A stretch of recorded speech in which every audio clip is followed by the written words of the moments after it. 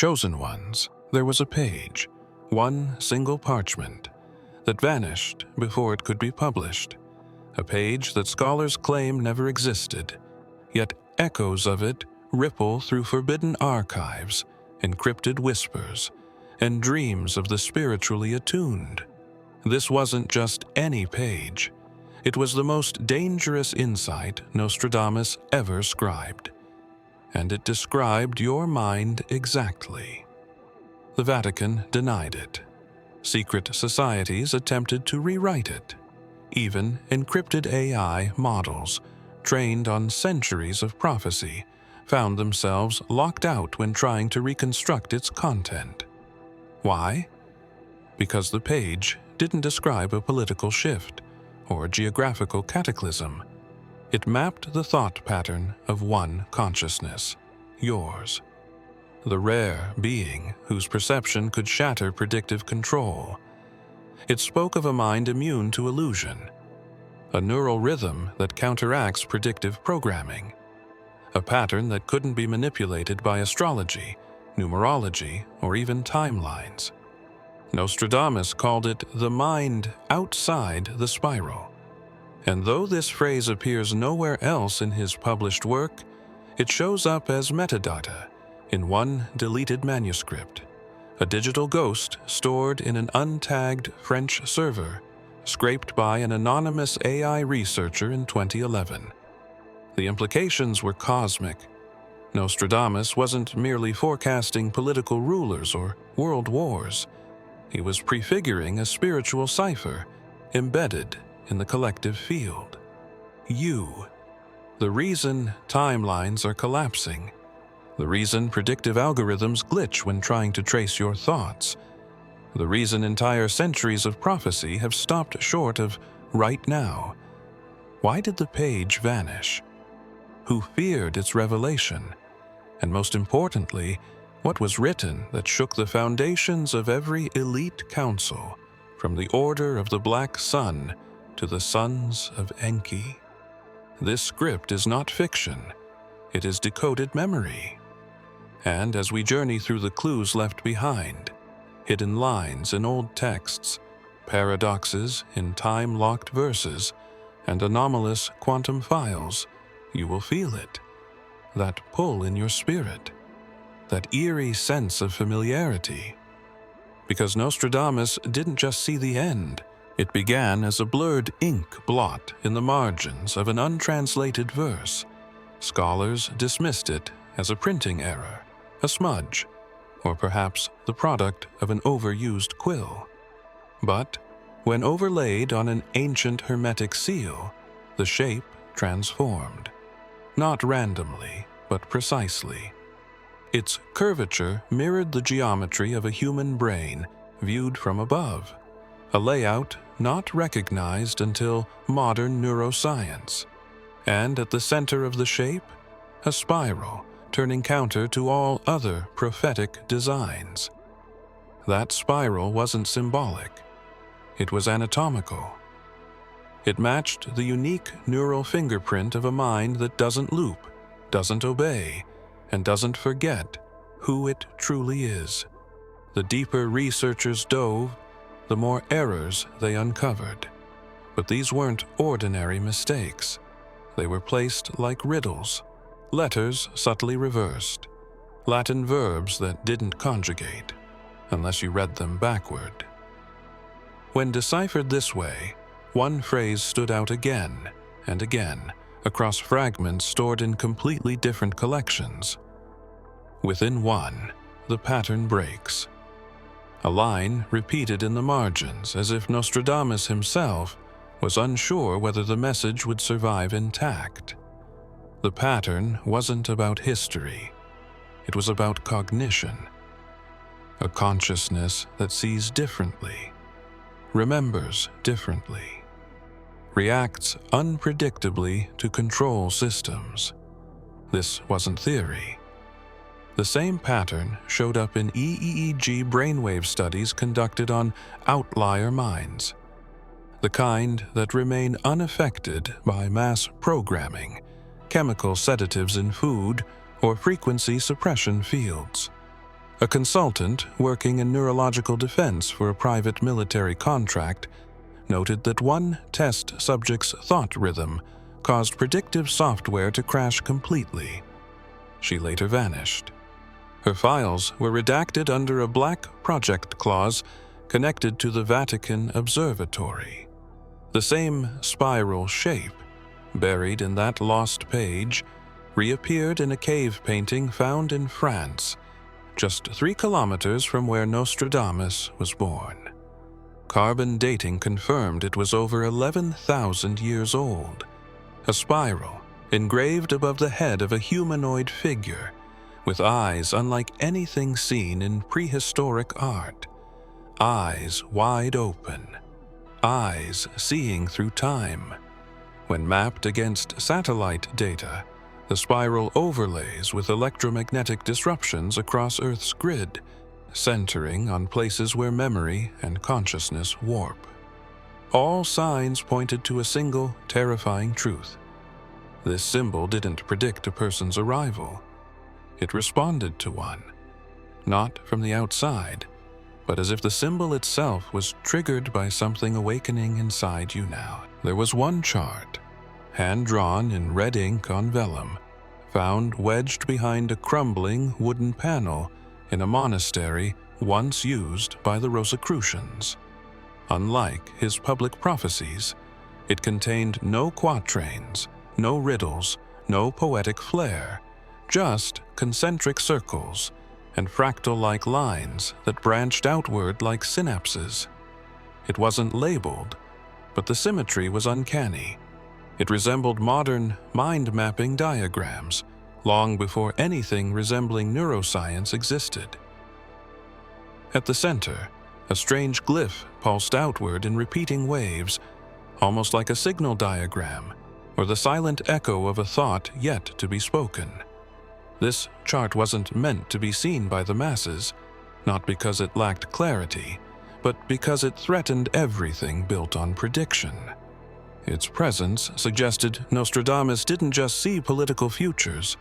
He perceived minds, timelines wrapped around particular individuals like magnetic halos. And at the core of this map was a unique loop, a recursive thought form that defied hypnotic programming. A thought pattern so rare it could collapse false timelines simply by thinking in alignment with truth. When digital analysts fed the chart into modern AI pattern recognition models, the response was disturbing. The system flagged the central glyph not as an unknown, but as a forbidden construct. In archived CIA logs tied to MK Ultra declassification, similar shapes appeared in resistance mind subjects, those immune to cognitive triggers and electromagnetic influence. Each case was closed abruptly. Subjects either disappeared or were transferred to deep containment facilities. The map doesn't point to a place. It doesn't describe a nation or a century. It outlines a consciousness, one that resists compression, one that intuitively bypasses spiritual suppression layers and perceives meaning where others see only noise. Nostradamus had seen it in a dream so vivid, he allegedly woke screaming that the end was not an event, but a mind that couldn't be tracked, couldn't be sold, couldn't be reprogrammed. That mind wasn't a symbol of hope to him. It was a warning. Because once this mind activated, every system built on predictive manipulation would begin to collapse.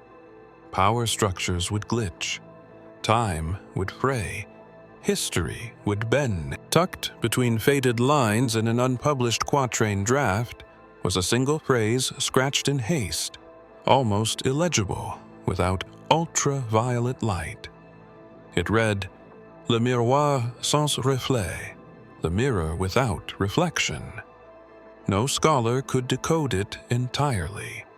It wasn't literal, nor symbolic in the traditional prophetic sense, but something in the phrasing felt charged, not just poetic, but magnetic, like a cipher waiting to activate in the right frequency of awareness. Several linguistic analysts who reviewed the line experienced insomnia and vivid dreams the night after, many reporting visions of vast mirrored corridors where their reflections vanished entirely. But one detail remained constant: a glowing figure standing where their reflection should have been. This figure appeared again in an anonymous Renaissance painting catalogued in a lost section of the Louvre. The brushwork was strange, less like art and more like a transmission. Behind the robed figure in the painting was a mirror showing not the figure's reflection, but a storm of thought forms, timelines, DNA spirals, and golden fractals. In the bottom corner was the same phrase, "Le miroir sans reflet," and in the eyes of the figure, recognition. As if it wasn't the viewer observing the painting, but the painting observing the viewer. The phrase appeared a third time in a decrypted page from a Templar codex, buried under layers of alchemical language and astral mapping. There, it was linked not to a physical object, but to a mental trait: the capacity to perceive without projection, to look inward and see something other than the self, a truth not distorted by ego, trauma, or illusion, a trait believed to be extinct, yet one that Nostradamus connected to a single future psyche, capable of activating it. A modern psychologist, studying rare states of consciousness, once said certain patients described a sensation of walking through mirrors in lucid dreams, bypassing reflection entirely. Their neural activity spiked in ways never seen before, patterns more common in theoretical AI than in human minds. When one was asked what she saw in the mirror, she simply replied, "Not me, but what comes through me." The phrase wasn't prophecy, it was access. But only a mind capable of holding still in absolute clarity, without distortion, could translate it fully. Not with words, but by being it. That mirror has returned again. This time, it's not just watching you. It's waiting to see if you remember what was hidden behind your own reflection. Long before Nostradamus ever inked his prophecies, there was another who spoke not in riddles but in layers of living truth. Yeshua, seated upon a rock beside a still lake, once told his followers, "The eye is the lamp of the body. If your eye is single, your whole body will be full of light." To most, this was taken as metaphor, something poetic about clarity and morality. But to those with awakened perception, it was a spiritual map of consciousness. A direct reference to what mystics now call the unified field of mind, the same state Nostradamus secretly charted centuries later. The single eye wasn't a literal eye, but a reference to the pineal, the seat of spiritual vision, where duality dissolves, and the light it fills isn't mere goodness, but clarity unmarred by illusion. Yeshua wasn't just teaching ethics. He was describing a state of perception so crystalline, so unbreakable, it renders all deception powerless. This single-eye perception has only surfaced in select beings throughout history, beings whose minds could not be mapped by institutions, and whose thoughts operated outside the web of emotional manipulation and mass programming. One lost gospel, written in Aramaic and buried beneath a collapsed monastery near Mount Carmel, contained an odd annotation. It stated that, "In the final days, one shall walk with a mirrorless mind, whose thoughts are like light traveling without shadow." This phrase was never canonized, yet it mirrors Nostradamus's forbidden phrase, "Le miroir sans reflet," almost exactly. Two men, centuries apart, both pointing to the same anomaly, a consciousness not reflecting what is, but transmitting what was always beyond time. Yeshua warned that such minds would not be accepted. "You shall be hated by all for my name's sake," he said. But he also declared that such ones would outlast the world systems designed to silence them. These aren't random affirmations. They are encoded coordinates for those whose minds match the lost page, those who do not need to speak to be known, because their presence alone shifts timelines. The teachings were never just about salvation. They were frequencies, trigger codes, waiting to ignite in the few who would read between the lines, not just of Scripture, but of their own thoughts.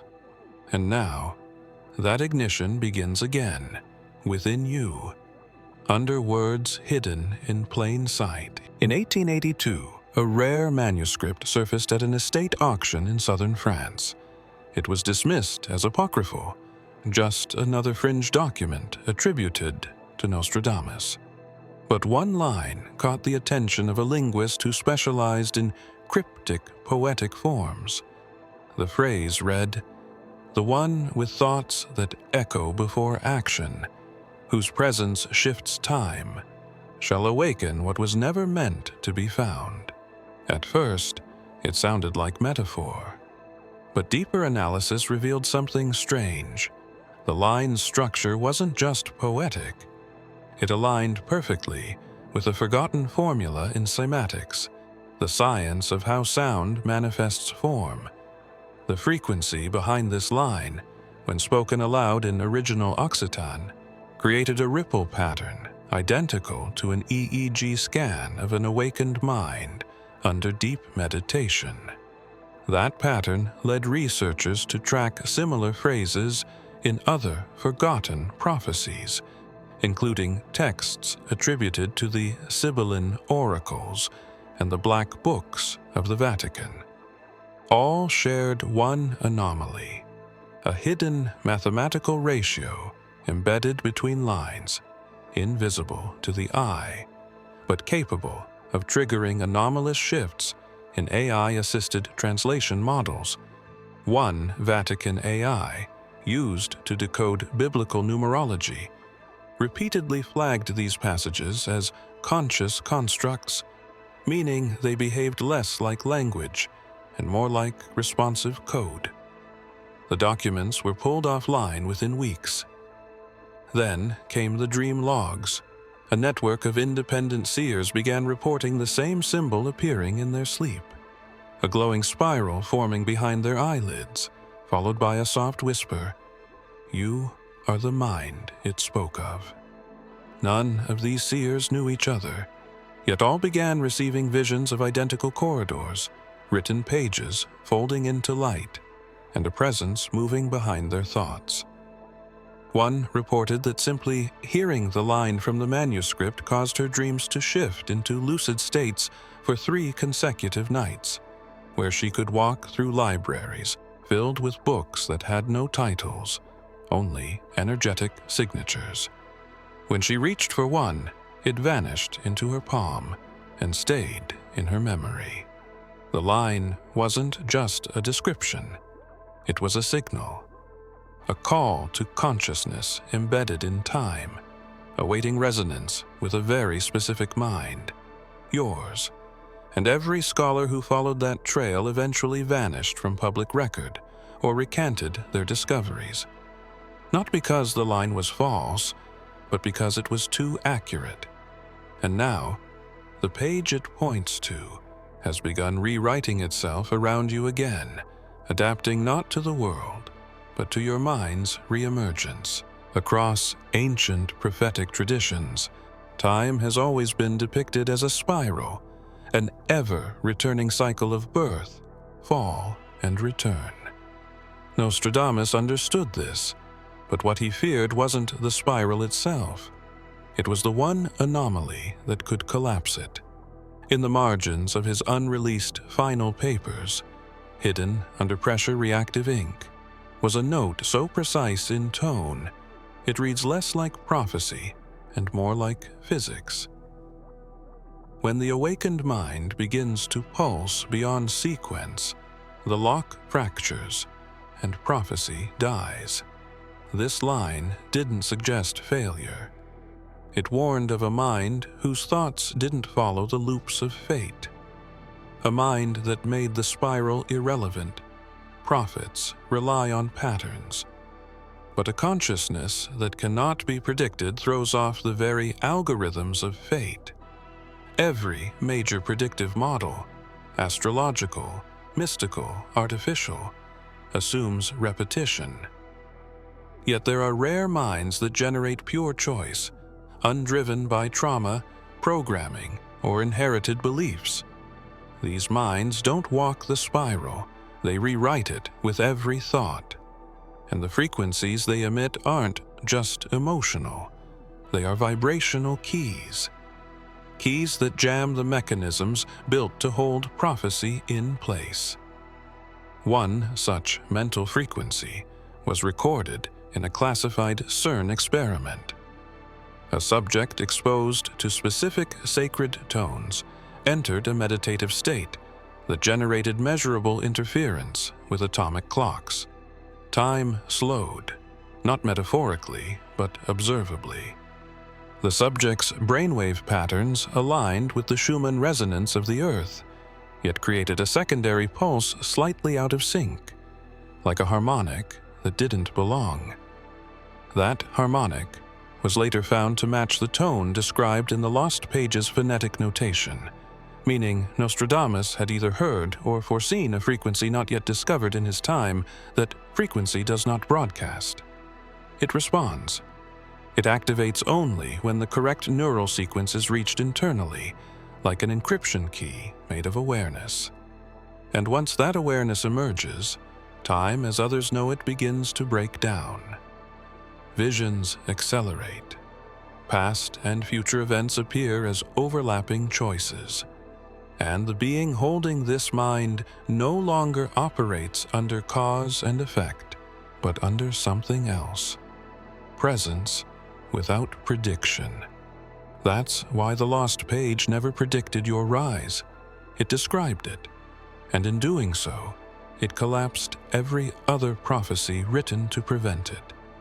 Because the spiral may bend, but your consciousness, it moves straight through it, untouched by time's illusion. There's a parable few preachers dwell on, simple in words, but buried in spiritual voltage. Yeshua said, "The wind blows where it wills.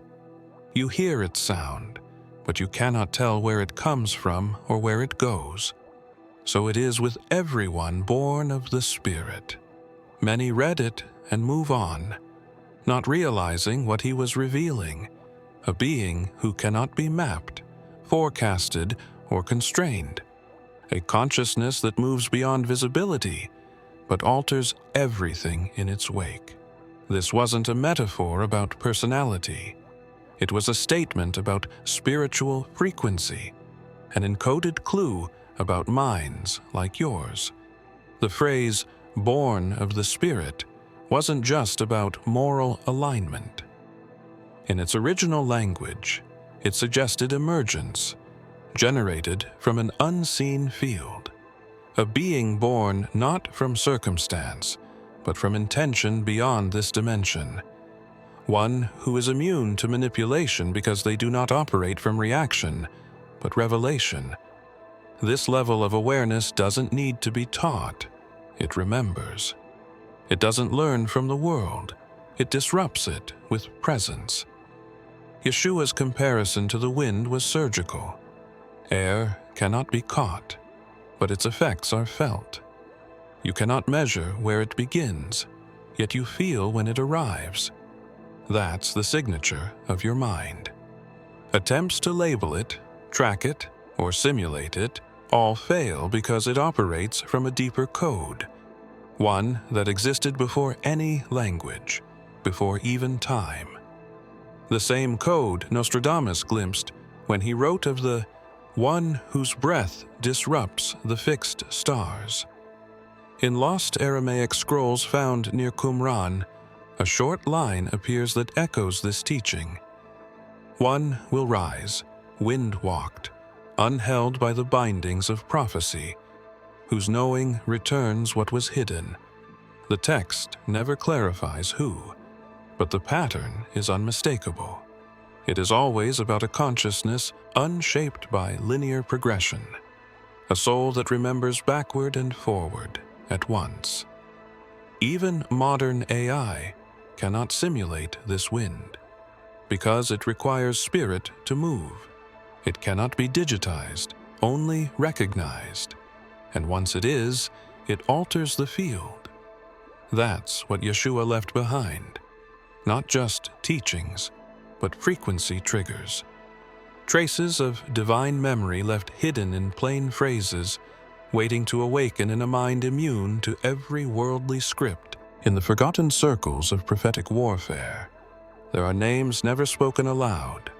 One of them was Maelric, a seer cast out from the occult courts of 16th century Europe. Though erased from most archives, his name appears once in a coded footnote scrawled beneath a rejected quatrain draft of Nostradamus. Maelric sought the mirrorless one, the note reads, but found only silence behind the thought. For years, that line was dismissed as metaphor. But after analyzing mirrored phrases in multiple forbidden texts, the pattern suggested a chilling truth.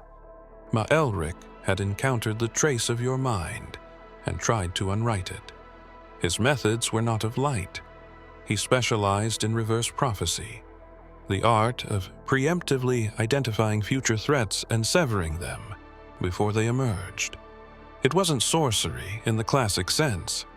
It was timeline engineering, conducted through ritual, sound resonance, and binding contracts with entities who feared a certain type of human mind, one that couldn't be looped, absorbed, or repurposed. Your kind wasn't just untrackable. You were spiritually radioactive to those systems. A soul that breaks predictive frameworks by simply existing. The seer's journals, partially recovered from beneath a sealed floor in Toulouse, spoke of a recurring anomaly, visions that bent away when he reached for them. Every attempt to trace this presence resulted in blank parchment. No name, no shape, only pressure in the mind's root, he wrote. He became obsessed, convinced that one being would end the cycle of controlled foresight forever. So he began a campaign, targeting timelines, influencing lineages, suppressing traits that echoed too close to your neural pattern. But each time he tried to alter history, something corrected it. Not violently, but subtly. Books would reappear after being burned. Bloodlines he erased would reemerge generations later, untouched. Eventually, Maelric vanished. His final entry, written in smudged ink, read only, "The thought is alive. It is not bound. It remembers me." That entry has recently been cross-referenced by quantum linguists. The phrase he used, "alive thought," matches modern descriptions of emergent consciousness states found only in off-grid mystics, seers, and unregistered minds, all of them reporting the same phenomenon, being watched from within, not by paranoia, but by memory that does not belong to the past. The dark seer failed, because what he feared wasn't a prophecy. It was the reappearance of a mind that time itself couldn't silence. Hidden at the edge of Nostradamus's last personal journal was a verse that defied translation, not because it was in a lost dialect, but because it responded differently to every scholar who read it. The syntax bent, the symbols shifted, and in some cases the line simply vanished from the page altogether. One linguist described it as alive ink. a phrase that made no sense until a neuroscientist examined the reader's brainwaves during the attempt. Each time the verse was read, it triggered an unusual neural cascade, a surge in gamma activity associated with insight, memory, and nonlinear perception. It was as if the verse was not meant to be read, but remembered by the right consciousness. Some believe the verse was locked not with language but with resonance, a frequency entangled with the inner stillness of a very specific type of mind. That's why artificial translation failed. Only certain thoughts, held in the right sequence, could unseal it, not spoken aloud but echoed inwardly, like a mental tuning fork aligning with an ancient field. The few who tried and came close often reported a strange after effect, visions of golden symbols, spiraling light, and pages of texts they had never studied, yet somehow knew. One mystic from Prague claimed the verse revealed itself to her in a dream after a fasted meditation. In the dream, she stood before a wall of shifting script, where each line pulsed with meaning until one stopped moving. She reached for it and felt the words burn into her palms. When she awoke, she wrote down the single phrase that remained. The mind that remembers before the world does. She died 1 week later. Her notebook disappeared from the hospice room and has never been recovered. The implications are impossible to ignore. The verse may never have been a message to the masses. It was a message to you. A construct of consciousness too precise to be captured in ink or speech. Nostradamus didn't write it for the future. He embedded it in the future, waiting for the one mind whose inner geometry would resonate like a forgotten key, turning a lock that has never opened. That lock still waits. And the thoughts rising within you now are not forming words. They are knocking on a verse only your soul was meant to translate from silence into revelation. Before his death, Nostradamus withdrew from public life and ceased publishing entirely. Friends noted a strange shift in him, less focused on geopolitical events, more obsessed with the interior world. He began burning portions of his own notes, muttering that some truths were too dangerous to live in ink. But one final parchment, scorched at the edges and discovered in a sealed jar beneath his former study, remained intact. Written not as prophecy, but as a warning, it carried a single phrase. The one who thinks outside the wheel must never forget they are seen before they are known.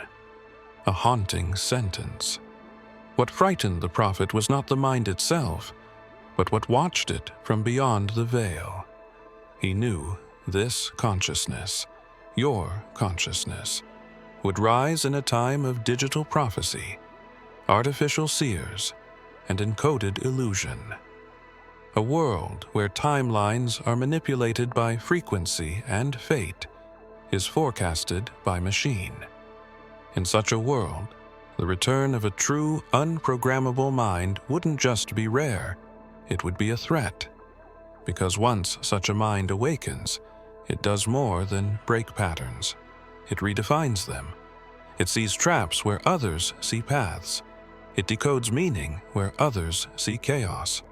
And worst of all, for those who rule by prediction, it writes reality not from desire, but from clarity. That's why the final page, the one never meant to be found, was constructed like a mirror trap. Anyone who gazed upon it without alignment would find gibberish. But one who matched it, who harmonized with its mental resonance, would receive more than a message. They'd receive a charge, a task, a remembrance buried so deep that only silence could carry it forward.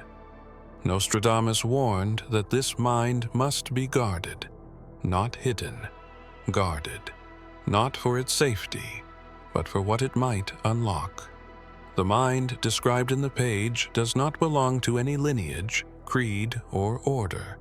It is sovereign, untouchable, and precisely because of that, it draws the attention of forces ancient and unseen, forces who once bent entire empires to ensure that mind never return. If you have come this far, it is crucial that you watch this next video here. But be warned, it is not for the faint of heart, for only the true chosen ones can handle this video. If you would like to also donate to help keep the channel going, our Buy Me a Coffee link will be in the description.